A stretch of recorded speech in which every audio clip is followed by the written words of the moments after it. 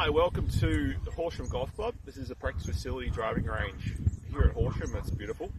Welcome members, welcome guests. Today I wanted to do a video about grip pressure, and the reason why I've chosen grip pressure as the video for my first video is I think it's probably the most misunderstood part of technique for us golfers.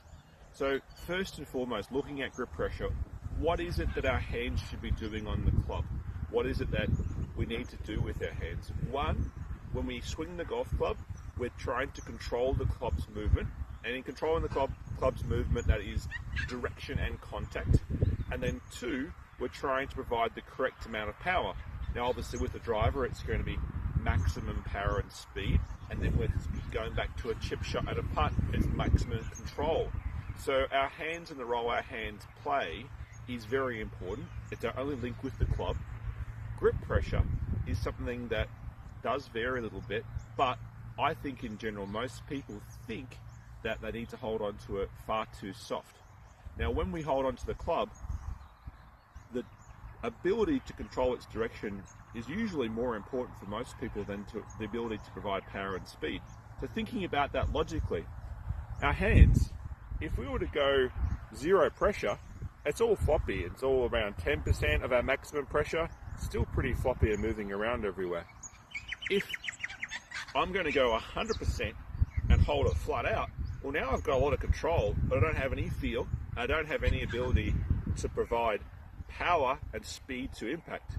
So what I suggest is a happy median, somewhere between 100 and 0, halfway, 50%.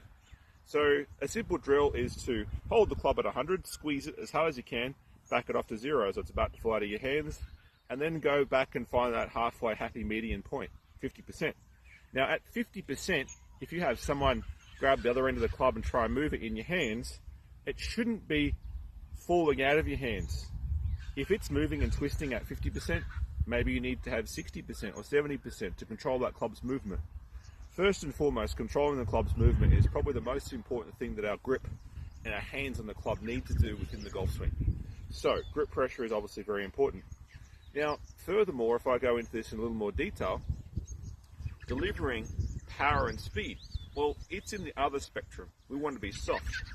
We want to have our hands backing off. We're just hanging on to the club. That's how we're going to maximize our ability to deliver speed. So, a driver should be the softest grip pressure of any club in the bag, because that's the club we're trying to maximize our distance with. It's also the lightest club in the bag, so it should allow us to do that. The other end of the spectrum is your wedges, sand wedge, pitching wedge, and then putter. Putter is the heaviest club in the bag, and it's the club that doesn't require really much delivery of our speed and power. We almost want to lock our hands into position. The best putters you see are the ones that don't use their wrists very much. Their hands are locked into the club. So in order to do that, we need, and most likely those players, have quite a firm grip pressure. Their hands are going to be not doing a whole bunch throughout the swing. The best player still walking the earth today is Jack Nicklaus.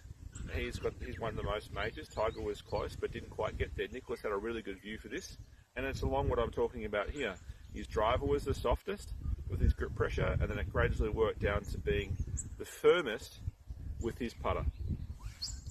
Happy golfing, people.